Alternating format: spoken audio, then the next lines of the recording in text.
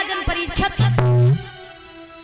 आहुक महाराज के पुत्र हैं उग्रसेन और देवक। उग्रसेन का विवाह हुआ पवन रेखा के साथ में। तो महाराज आहुक ने सोचा कि हमारे ऊपर वृद्धावस्था है तो हम अपना राज्यपाट अपने बड़े लड़का उग्रसेन को दे दें और हम वन में जाकर के भगवान का भजन करें। तो महाराज आज बड़े आनंद से जैसे ही आहुक ने सोचा तो अपने पुत्र उग्रसेन का राज्याभिषेक की तैयारियां करवाने लगे। एक बात बताएं बुजुर्गों, अपने लड़के को घर की मालकी देना कोई गलत बात नहीं है और ये हमेशा से ही चलता आया कि जब बुजुर्गों के ऊपर वृद्धावस्था आ जाती है तो राजपाट लड़कों का हो जाता है। ये बात सभी लोग जानते हैं, लेकिन मेरी एक बात ध्यान रखना, लड़के को राजपाट देना खूब, लेकिन ऐसे लड़के को देना, ऐसी संतान को देना जो आपके राजपाट का, आपकी धन दौलत का सदुपयोग कर सके। ध्यान रखना, अच्छी तरीके से उसको उपयोग में ला सके। और अगर आप शराबी कबाड़ी जुआरी को अपना राजपाट दे दियो तो फिर महाराज वो तो शराब पिए ही रुपये की, उन्हीं पैसों के वो जुआ खेलेगा, उन्हीं पैसों को ले जाएगा गलत जगह पर इस्तेमाल करेगा। तो कभी ऐसी संतान को घर का राजपाट नहीं देना चाहिए। ध्यान रखना मेरी बात को, राजपाट दो तो ऐसे लड़के को देना जो आपके धन दौलत का अच्छी तरीके से इस्तेमाल कर सके। ध्यान रखना।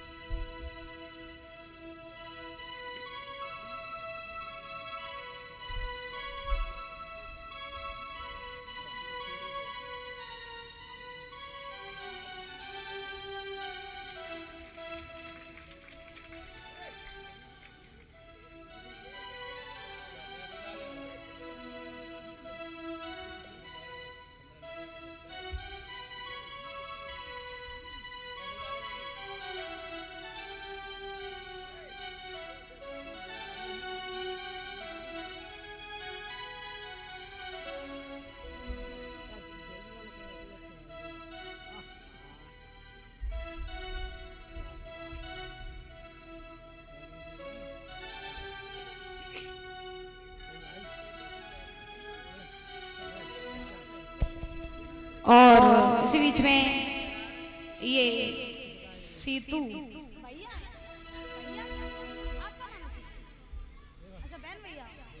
ये सीतू दीदी आई हैं सिरसागंज से, ये पीताम्बर डाल करके सम्मानित कर रही हैं, एक माला डाल करके सम्मानित कर रही हैं। इनके लिए जोरदार तालियां हो जाएंगे।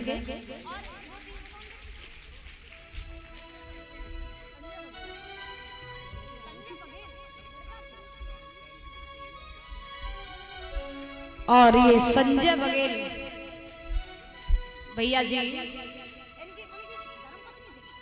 संजय भैया की धर्मपत्नी, ये भी पीताम्बर पहना करके सम्मानित कर रही हैं और माला डाल करके सम्मानित कर रही हैं। इनके लिए भी जोरदार तालियां हो जाएंगे। भगवान से कामना करेंगे सुख शांति प्रदान होती रहे, धन के भंडार भरे रहे, समाज में पद प्रतिष्ठा बनी रहे, किसी भी चीज की कोई कमी ना हो और ऐसे ही भैया भाभी की जोड़ी अमर बनी रहे और जब तक गंगा यमुना में जल बना रहे तब तक इन भैया का नाम बना रहे। बोली बोली तो भगवान की, बोली राधा रानी सरकार की। तो परीक्षित महाराज प्रसंग कहां चल रहा था?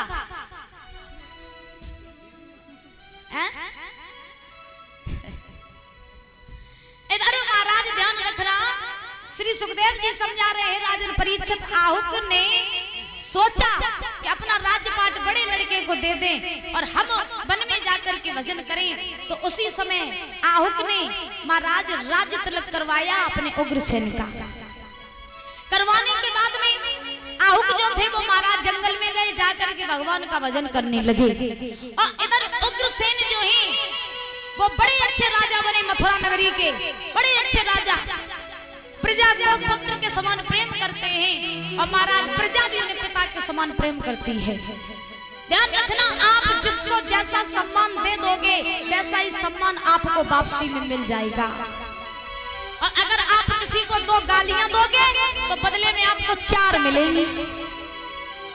और अगर आप किसी के लिए अच्छाई करोगे तो लोग आपके साथ अच्छा करेंगे।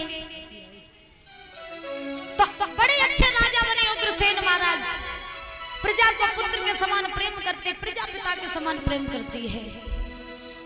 उग्रसेन अपनी पत्नी पवन रेखा के साथ में रह रहे हैं, बड़ा प्रेम करते हैं उग्रसेन अपनी पत्नी पवन रेखा को। और पवन रेखा जो है वो भी अपने पति उग्रसेन को बहुत प्रेम करती है। पवन रेखा कोई भी छोटा या बड़ा काम करती तो सबसे पहले अपने महाराज से पूछती। उग्रसेन कोई भी काम करते तो सबसे पहले पवन रेखा से पूछते, उसके बाद में दूसरा काम करते। ओ मैया कहाँ? उधर सम्मान हो रहा है, होने दो, आप लोग कथा सुनो। आप लोगों को मन भटक जाता, फिर हम आऊ भटक जाता। भाव से कथा सुनो, ठीक है? तो उग्रसेन अपनी पत्नी पवन रेखा से बड़ा प्रेम करते। पवन रेखा जो बहुत बड़ी पतिव्रता है महाराज, बहुत बड़ी, अपने पति को ही अपना भगवान समझती है, अपने पति की पूजा करती है, बड़ी अच्छी है।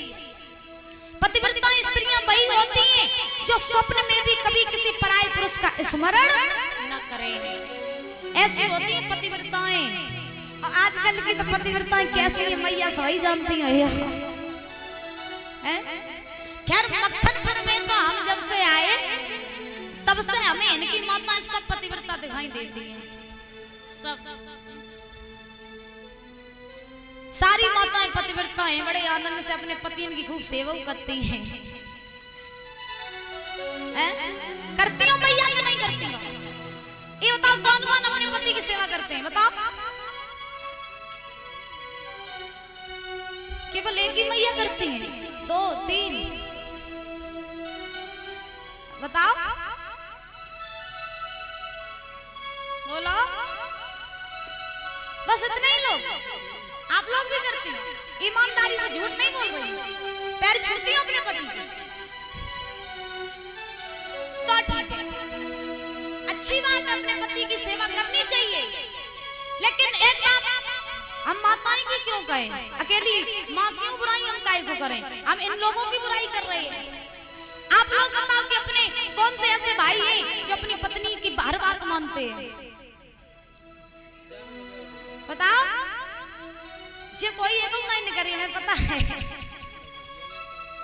अकेली माताएं पति की सेवा कर सकती, लेकिन पति कभी अपनी पत्नियों का ख्याल नहीं रख पाते हैं। कहीं 100% में 20% एक आधे हो जो अपनी पत्नी की बात मानते हैं। अगर पत्नी अच्छी है तो पति को भी अच्छा बनना चाहिए। आजकल के महाराज सब ये कहते हैं कि मोई पत्नी सीता जैसी मिल जाए। अब जब तक तुम राम नहीं बनोगे तब तक तुम्हें सीता कहां से मिलेंगी? हैं? जब तक तुम अपने आचरण अच्छे नहीं करोगे तब तक तुम्हें पत्नी कहां से अच्छी मिलेगी? आजकल की लड़कियां भी यही सोचती हैं कि मुझे पति राम जैसा मिले। जब तक तुम सीता नहीं बनी हो तब तक राम कहां से मिलेगा? तो ताली एक हाथ से कभी नहीं बजती है, दोनों तरफ से तालमेल अच्छे होने चाहिए, दोनों तरफ से आचरण अच्छे होने चाहिए, तभी आपके घर गृहस्थी चल सकती है। बात हम रोज बताते हैं। और अगर जो स्त्रियां अपने पति को छोड़ करके पराये पुरुष से नेह लगाती हैं, पराये पुरुष से प्रेम करती हैं, तो ध्यान रखना उन्हें एक जन्म नहीं बल्कि 7 जन्मों तक भटकना पड़ता है। सुधारना चाहो तो इसी जन्म में सुधार ले मैया। अब भाइयों से भी निवेदन है कि अपना जीवन अगर सुधारो तो बिल्कुल राम ही बन जाओ। हम देखते हैं कि घर में पत्नी तो बड़ी सीधी सादी है, आजकल के भैया शराब पी के आते पत्नियों पर अत्याचार करते। आजकल के भाइयों की सबसे बड़ी गलती क्या है कि विवाह करके शादी करके तो पत्नी को घर ले आते, लेकिन पत्नी को पत्नी नहीं समझते बल्कि घर की नौकरानी समझते।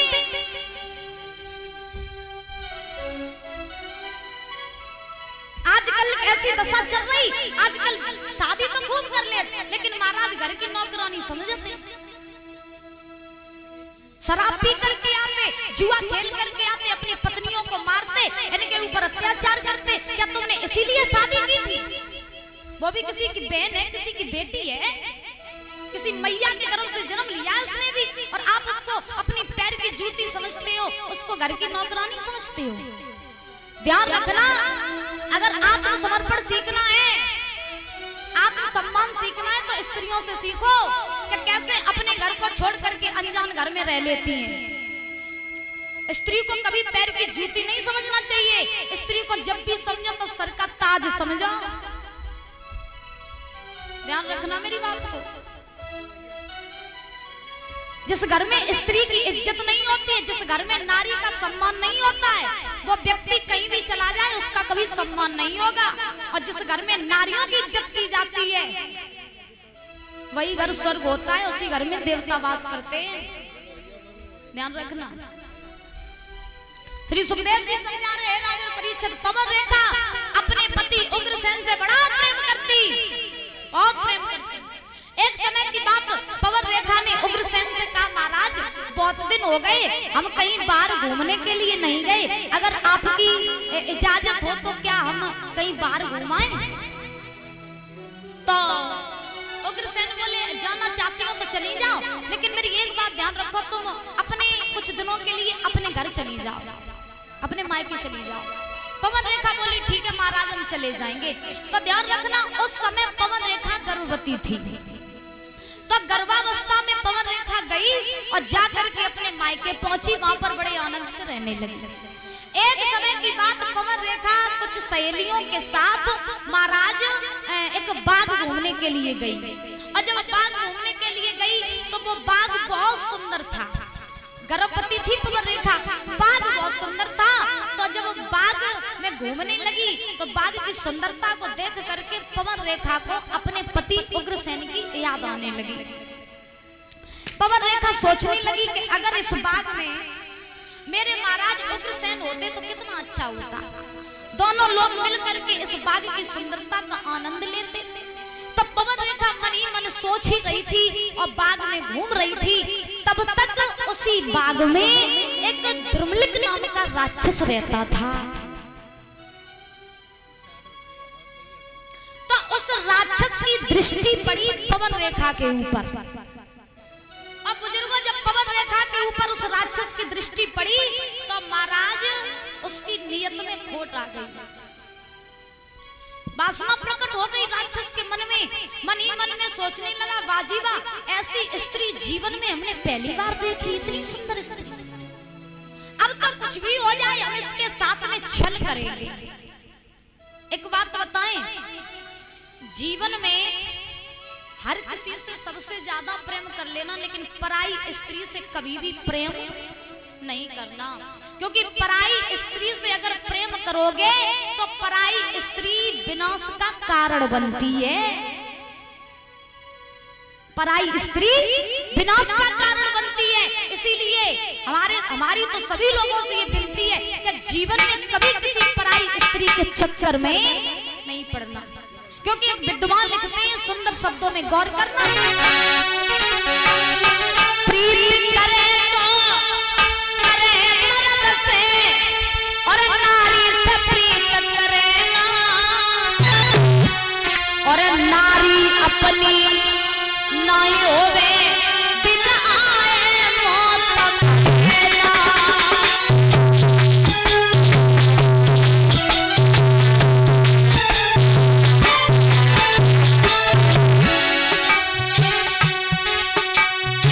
प्रीति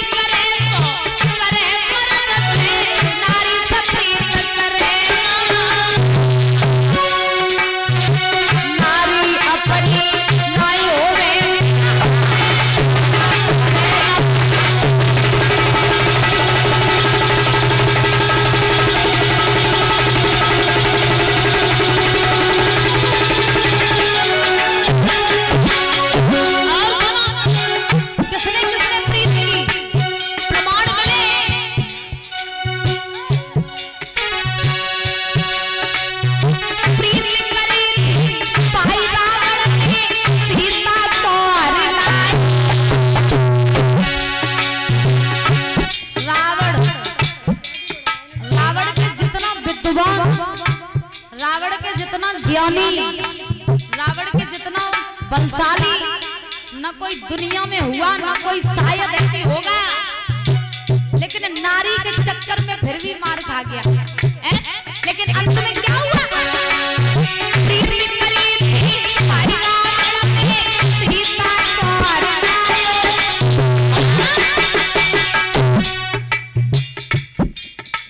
सोने की लंका राख में मिल गई।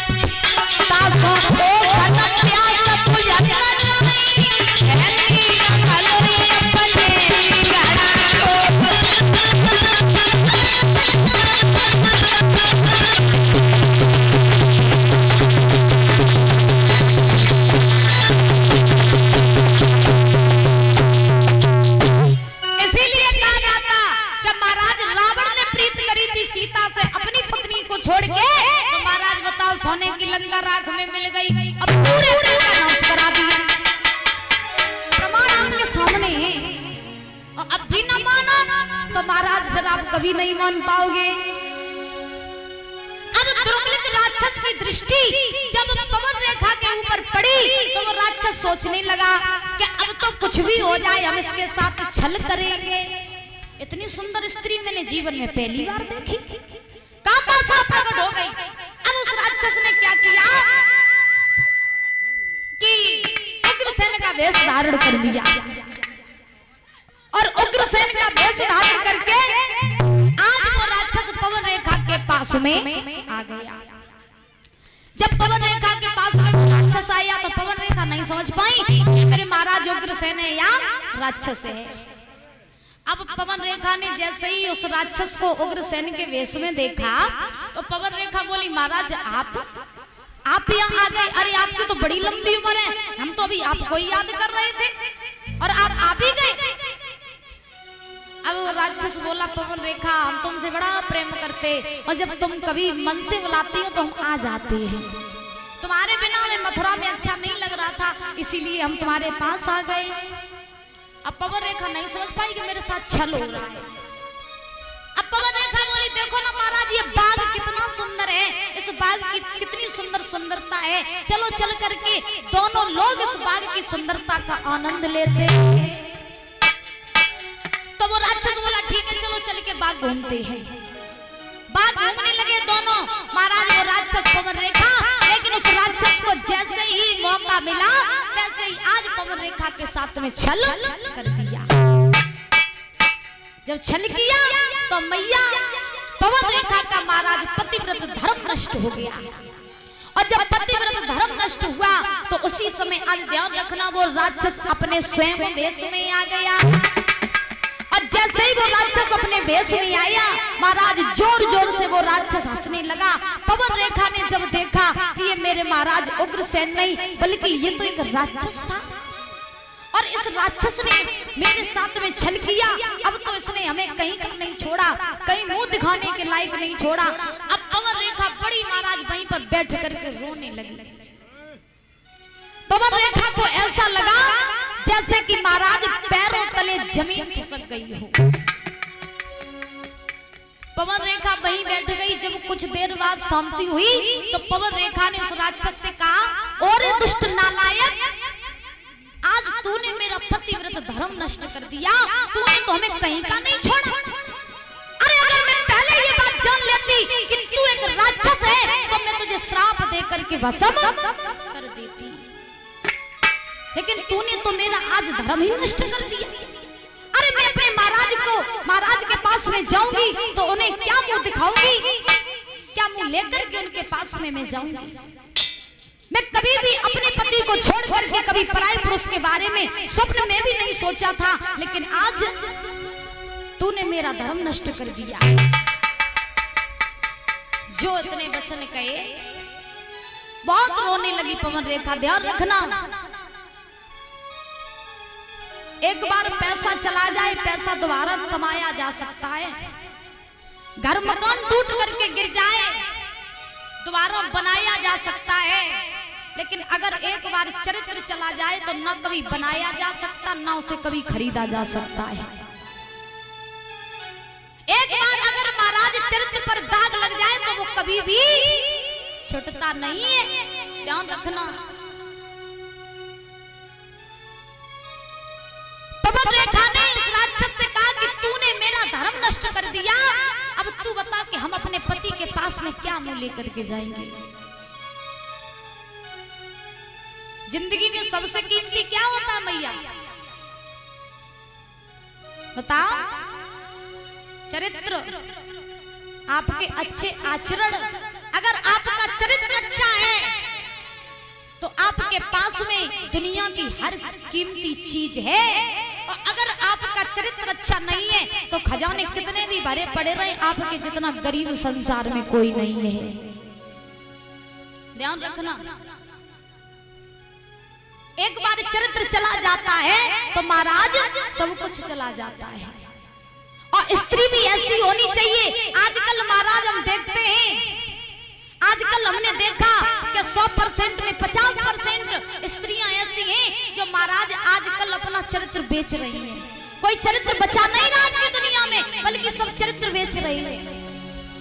आजकल की स्त्रियां ऐसी हैं जो महाराज अपने पतियों को छोड़ करके पराये पुरुष से नेह लगा लेती हैं।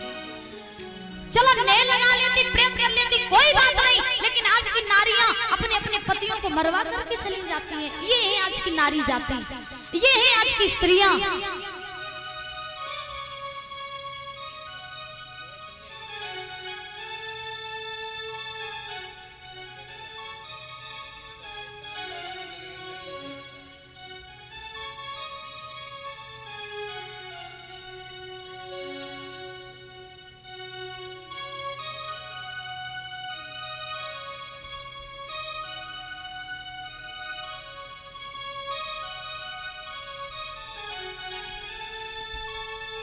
तालियां बजा दिया करो।